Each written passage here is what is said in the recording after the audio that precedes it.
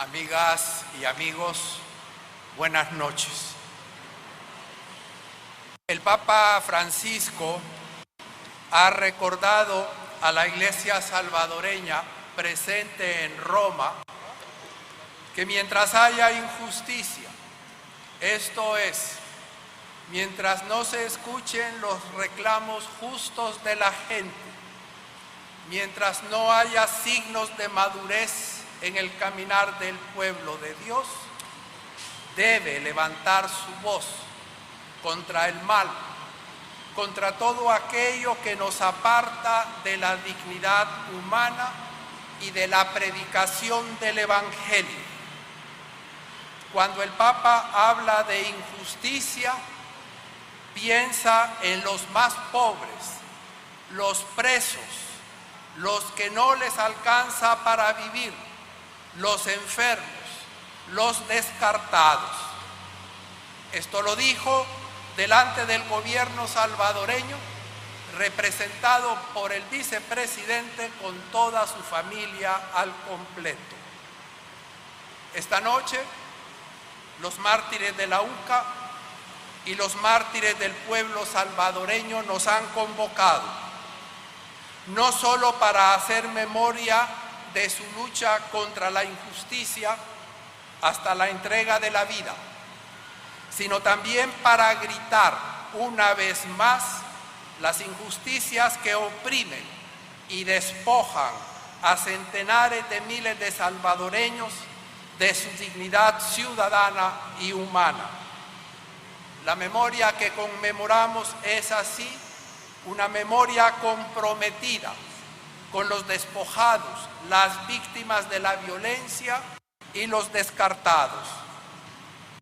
Los mártires señalan a la memoria comprometida el camino a seguir.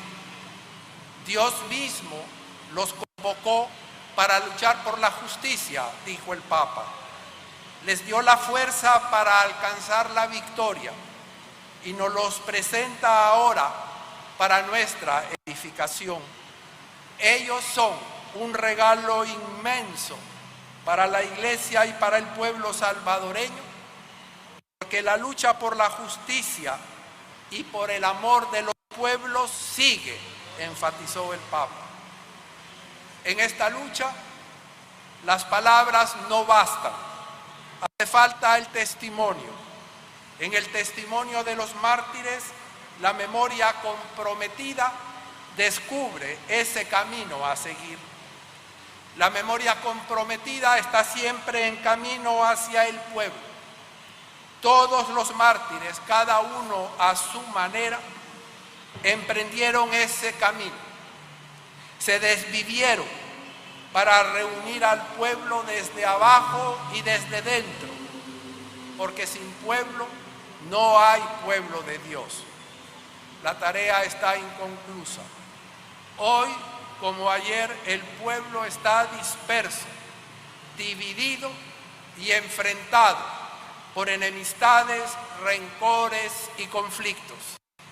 La opresión lo mantiene sometido y el egoísmo lo ha roto y enemistado consigo mismo. No es pueblo aquel cuya inmensa mayoría no sabe si comerá mañana. El que confía más en la riqueza, el poder y la violencia que en Dios. A veces el pueblo yerra, prefiere permanecer en Egipto, a levantarse y a aventurarse por los senderos de la justicia y la paz. Prefiere la seguridad de los ajos y las cebollas egipcias que arriesgarse a desterrar el egoísmo, el odio, la pendencia y la venganza. Prefiere construir pirámides y torres para jactancia de otros que recuperar activa y libremente su condición de pueblo, tomar conciencia de lo que es y actuar como lo que es para el bien de la totalidad. Mientras esto no ocurra, el pueblo errará disperso, presa fácil de los poderosos. Si no emprendemos juntos la ruta de la liberación, en mazorca, en matata, diría Rutilio Grande, continuaremos extraviados. La dureza del camino hace casi irresistible la tentación de construir becerros de oro. La naturaleza humana los necesita porque cree estúpidamente que al identificarse con ellos es un poco más grande y poderosa. El culto idolátrico es apasionado y desesperado, no entiende de razones. La naturaleza humana se rebela contra su poquedad, se revuelve contra la impotencia y la fugacidad. Quiere ser grande y poderosa como sus héroes. La idolatría no se caracteriza por la racionalidad y la coherencia. El ídolo engaña y devora a sus devotos. A pesar de los desvaríos, Dios nunca olvida a su pueblo. Le envía profetas que hablen en su nombre. La historia reciente del pueblo salvadoreño está repleta de profetas que lo han llamado una y otra vez a practicar el derecho y la justicia, a convertirse en pueblo para llegar a ser pueblo de Dios. Dios llamó a estos profetas, los consagró y los envió. Iluminados por el Espíritu, penetraron en la realidad, descubrieron el pecado del pueblo y también la presencia de Dios. La palabra profética es como espada de doble filo. Llama al mal por su nombre, pone en crisis las falsas seguridades humanas y religiosas e invita a la conversión. Por eso deviene en contradicción, desprecio y persecución. Subvierte el orden establecido desde abajo y desde el reverso de la historia, pero también avisa que el reino de Dios está cerca. El pueblo de Dios tiene hambre y sed de justicia, pero no es pendenciero ni revanchista. Es manso y humilde. No enfrenta el conflicto con el insulto y la agresión, sino trabaja por el derecho, la justicia y la paz. Se esfuerza para que no haya hambrientos, enfermos, llorosos y perseguidos. Las obras de la justicia abren el camino a la paz. A este pueblo, el Evangelio le promete la posesión de la tierra, una cierta materialidad tangible del reino de Dios. Aquellos que solo tienen ojos y corazón para la ganancia, el abuso y la opresión no prevalecerán. Junto a la mansedumbre se encuentra, modulándola, la misericordia. Sentir el dolor ajeno, contribuir a sanarlo. El pueblo de Dios es misericordioso. Los misericordiosos se compadecen de los afligidos y practican la misericordia con ellos. La cercanía y la identificación son lo contrario a la indiferencia y la permisividad ante los males de este mundo. Ahora bien, la benevolencia con el débil o con quien ya ha sido derrotado es intolerancia ante aquello que causa su aflicción. El pueblo de Dios es limpio de corazón. Su corazón es sincero, no está dividido. Sirve lealmente a Dios y a los demás. El corazón limpio es libre del tener y del poder. Por eso ve a Dios en los pobres. El pueblo de Dios no añora riquezas. En su seno nadie será rico, tampoco pobre. Habrá abundancia para todos. La creación es para todos. una mesa común, con manteles largos para todos, decía Rutilio Grande. Cada uno con su taburete. Para todos llega a la mesa el mantel y el conqué. La promesa que bendice el Evangelio es la que se va superando activamente en la construcción del reino de Dios. Por eso la promesa a los pobres no es igual a las otras. A los hambrientos les promete saciedad. A quien llora, alegría. Pero a los pobres no les promete la riqueza, sino el reino de Dios. Un reino donde habrá paz, alegría y presencia de Dios. La propuesta de las bienaventuranzas es atrevida, aparentemente perdedora. Sin embargo, tiene la virtud de romper la cadena del mal. El pueblo de Dios no sufre pasivamente el pecado del mundo, sino adopta una actitud positiva y una práctica diferente a la del reino del mal.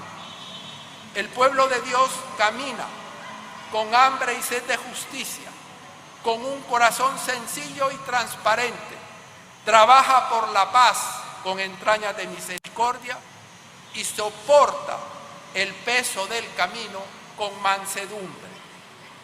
No solo los mártires son profetas, todos hemos recibido el espíritu de profecía para enfrentar la vida cristianamente. La vocación profética se origina en el bautismo y en la acción del Espíritu. No podemos, pues, fingir que no vemos las obras del mal, ni desentendernos de la realidad para no tener problemas.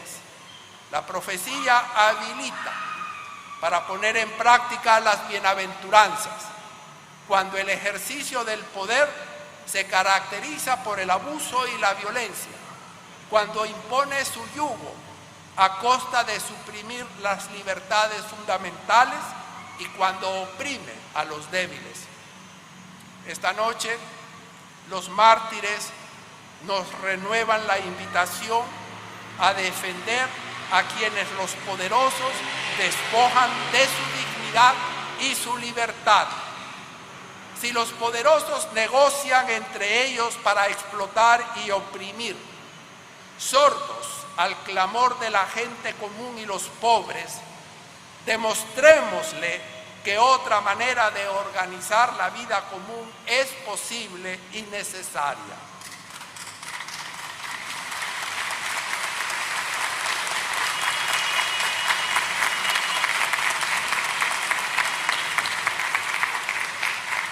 Una vida donde prevalezca el respeto al otro en su diferencia, la escucha atenta del clamor de las víctimas del poder y la ambición, la comprensión y el entendimiento, y la colaboración para alcanzar el bien de la totalidad.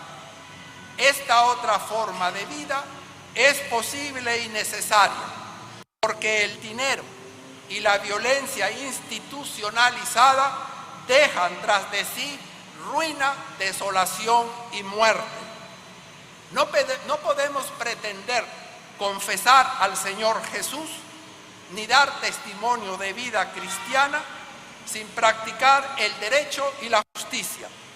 La confesión de fe se manifiesta en las obras. Las obras de la justicia son una exigencia de vivir la fe en este mundo y en relación con los demás. Cristiano es quien vive de acuerdo con las enseñanzas de Jesús.